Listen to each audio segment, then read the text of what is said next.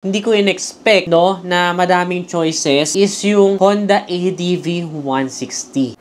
So, nalisense ako naman sana ang hihingi ng tulong sa inyo kasi lagi na lang ako yung pinagtatanungan kung ano daw ba yung motorcycle na kukunin nila. Since napanood yung last time, nalisense na binenta na natin kay Sir Red Sweet Potato sa Dream Bike PH yung aking PCX 160. Napaka-good deal nun. Siguro by that time na pinapanood nyo to, sana nakuha na siya. So, nabenta ko siya ng 130,000. Willing naman ako na pa-discountan siya up to 25,000 pesos para win-win naman kasi 1.4 kilometers lang yung tinakbo ng kanyang odometer. Tapos, fresh pa, ABS. So, parang halos kapresyo niya lang yung latest na CBS version ng PCX. Pero, ABS na yung makukuha nung makakabili. Ngayon, says, ang ilan sa mga pinagpipilian ko na syempre, good for the vlog to keep our momentum going na ipapalit sa kanya para matest drive natin. Makita din kung ano yung pinakamataas ang demand pagdating sa feedback na gusto nyong motorsiklo, yun yung hinahanap natin. Una kasi na nasa isip ko sana is yung Honda PCX din na pinakabago, yung Road Sync. Diba? Kasi nagustuhan ko na nga yung PCX, nahiyan ko na siya. Wala naman ako reklamo doon. Just for learnings and for new vlogs lang. Kaya tayo kailangan na magpalit na ng motorcycle. So, yung napagbentahan natin doon, nadagdagan lang natin ng konti para makapag-new motorcycle na. So, ang current na hinahanap ko po na netizens is, syempre, scooter na nasa 150-160cc category. Bakit? Yung mga manual transmission po kasi netizens, hindi ko na talaga siya mabalikan dahil nasanay na po ako sa comfort at convenience na inihahatid ng mga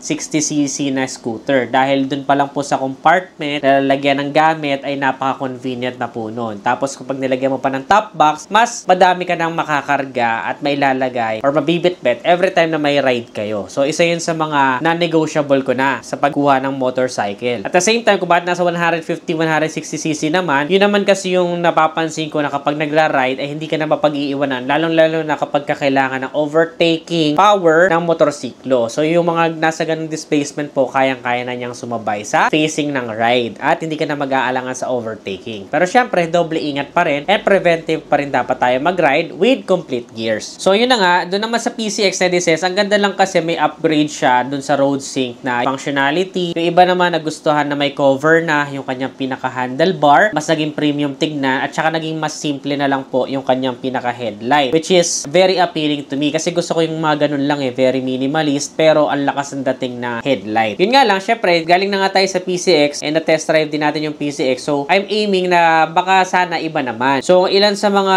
pinamimilian ko netizens nung nagpagawa ako ng poll nung nakaraan, isa doon syempre yung NMAX TechMax. Nang ma-test drive ko kasi itong pinakabagong NMAX TechMax netizens, especially ABS version, doon ako pinaka natuwa, to be honest, sa kanyang handling. Kasi dati yung NMAX, more on touring. Mararamdaman mo talaga na mas heavy siya sa front. Relax ka lang na pang touring. Yun yung inihahatid ni NMAX. Pero this time around, nagkaroon ng konting sportiness doon sa feeling ng ride ni NMAX. Very nimble na rin po siya. Nagustuhan ko siya sa mga likuan. Parang mas lumiit yung pakaramdam niya. Hindi na nalalayo sa mga Mio. Pero in a good way Yung pagiging madali niyang i-handle, yun yung pinaka nagustuhan ko sa kanya. Sobrang dali niya lang iliko-liko. Good na rin siya for cornering, sa banking. Even the fact yung sizes ng wheels niya. Basta merong kakaiba ngayon na sportiness feel yung pinakabagong NMAX TechMax. Dagdag mo pa dyan yung sinasabi nila na Y-shift. Pwede ka mag-shift-shift. So, syempre, yung mga owners na, sabi nila, napapakinabangan naman daw nila yun at nagugustuhan nila kapag long ride na. So, I cannot say enough doon sa Y-shift dahil saglit ko lang naman po ito na test drive. So, isang beses lang naman po at isang route lang yung aking ginawa for test drive. So, yung mga owners, sinasabi nila, nagugustuhan nila yan kapag ka long ride dahil nga sa may option ka pagdating sa torque. So, para ka may paddle shifter, kumbaga. At saka kung mga downhill, di ba, pwede mo din bawasan. So, yun yung sinasabi nila. To be honest, hindi naman ako sanay sa ganong specs. Okay lang sa akin kahit wala yun. So, I think yung standard version is already good to me. Pero sabi nila, mas okay daw. Speaking of which, netizens, nung nagpalagay tayo ng poll, ang pinaka hindi ko in-expect, no, na madaming choices is yung Honda ADV 160. So, 243 po ang bumoto sa Honda ADV 160. 71 katao naman ang bumoto sa Aerox version 3. 40 katao naman po ang bumoto sa NMAX TechMax. At 22 katao naman po sa Honda PCX Road Sync. O diba, napakadami pa lang may gusto ng ADV 160. Sa bagay, isa kasi sa ADV 160 sa mga ni-review ko na this na talaga nag-trending dahil ako din mismo nung kasagsagan ng activeness natin sa pag-review ng mga scooter. Yan din yung pinaka-inaantay ko talaga na sabi ko kapag dumating ADV 160, wala na, finish na. So ngayon, ang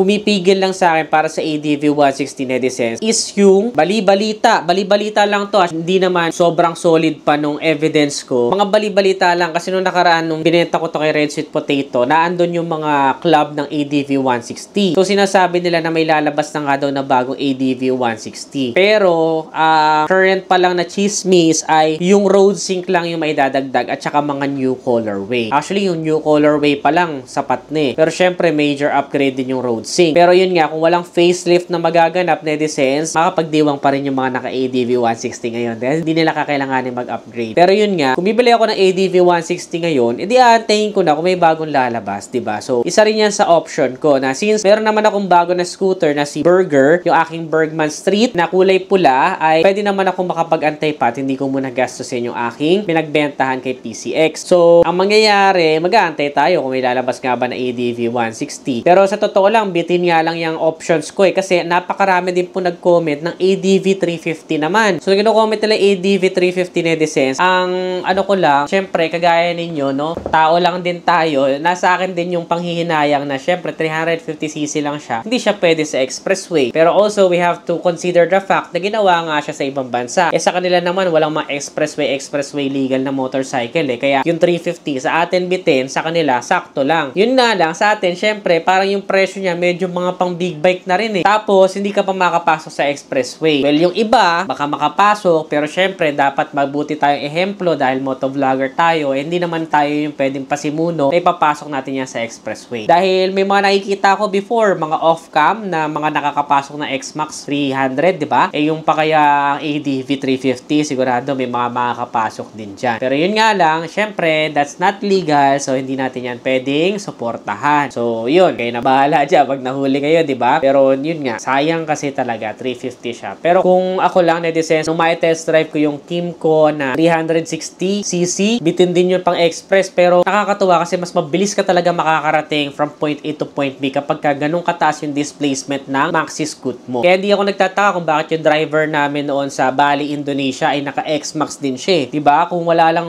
mga expressway na 400cc above na regulation sa atin, sigurado yan yung mga masasarap imaneho talaga. ADV 350 at saka X-Max. Walang question dyan. Ngayon, syempre, nahahalo yung pagiging practical natin bilang Pinoy na bibili ka ng isang maxi scoot na may presyong pang big bike tapos di ka naman makakapasok na expressway. So, yun lang. Yung mga ilan sa mga sinasaalang-alang ko. So, ngayon, nakaka-relate na ako sa inyo kapag ka nagtatanong kayo sa akin kung ano yung motorcycle na gusto ninyong bilhin. And last but not the least, ito, alam na to ng mga solid netizens ko is yung Yamaha Mio Aerox na version 3. So, yan yung isa sa pinaka mga nasa around 70% na nasa puso ko. Kasi simula pa lang netizens nung unang review ko sa Aerox na yung kulay itim pa na may mga accessories, sobrang nag-trending noon. Tapos yung mga kasagsagang pa ng mga motodeck days, sobrang gustong-gusto ko talaga magka-Aerox. Tapos nung mga panahon nakakarag-karag pa motorsiklo ko, nakakawasaki Aura Nexus lang ako noon by that time na second hand na, wala nang Ferris masyado. Talagang naiinggit ako doon sa mga tatay ng estudyante ko kasi teacher ako dati eh. Yung mga tatay ng estudyante ko na naka-Aerox na orange, sabi ko, grabe,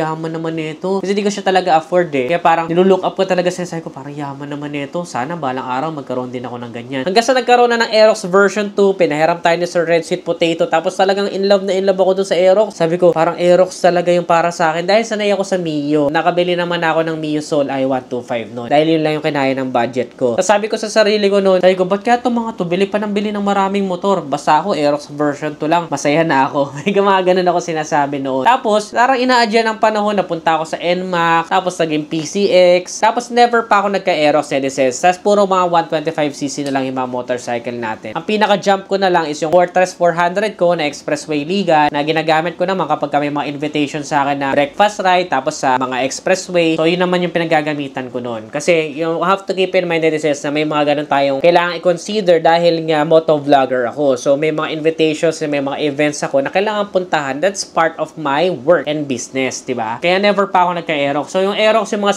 70% na. Pero, yun, syempre, kaya nga tayo mag-upgrade or bibili ng panibagong motorcycle is para syempre may sundan yung audience natin at makita din nila kung how it feels na mag-own nung certain motorcycle na mostly voted or majority ay ibinoto. Yun nga lang, nagulat ako sa poll na ginawa ko dahil ADV po talaga yung pinakamadami. So ngayon, I'm just torn between those option. Actually, 4 lang naman yan. So si PCX, pwede na natin tanggalin sa option. Yung 3 na lang pinamimilihan natin, NMAX, TechMax, ADV 160 at saka Aerox na version 3. Dito naman, Netizens, yung NMAX, TechMax, sure win kasi yan eh. Pag bumili ka niyan, okay na yan eh. Wala na akong masasabi niya, nagkaroon na ako ng NMAX eh. So, torn na lang ako between ADV 160, antayin ko ba yung pinaka-latest, or bibili na ako ng Aerox na version 3 ngayon. So, parang salit-salita din, nakaraan, naka-Yamaha na ako. Pagdating sa 150cc to pag 125cc netizens, Suzuki ako. Suzuki yung mga binibili ko. May Avenis pa rin ako dyan at saka Bergman. Wala, may makiramdam lang kasi ako sa Suzuki na parang sobrang utilitarian ng mga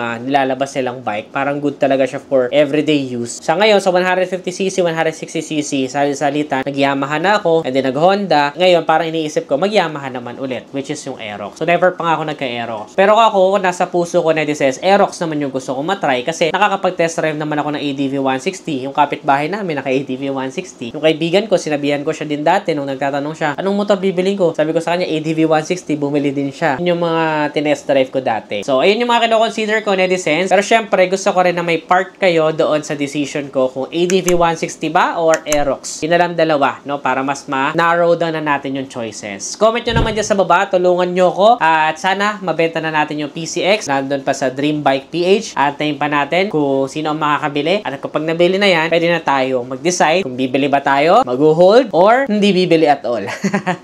So, yun lang, netizens. Sana ay matulungan nyo ako. Comment nyo naman sa baba kung ano yung mga insights ninyo para matulungan nyo ako mag-decide. See you in the next vlog. Again, this is Adriano. Always keep it cool. Fly safe always.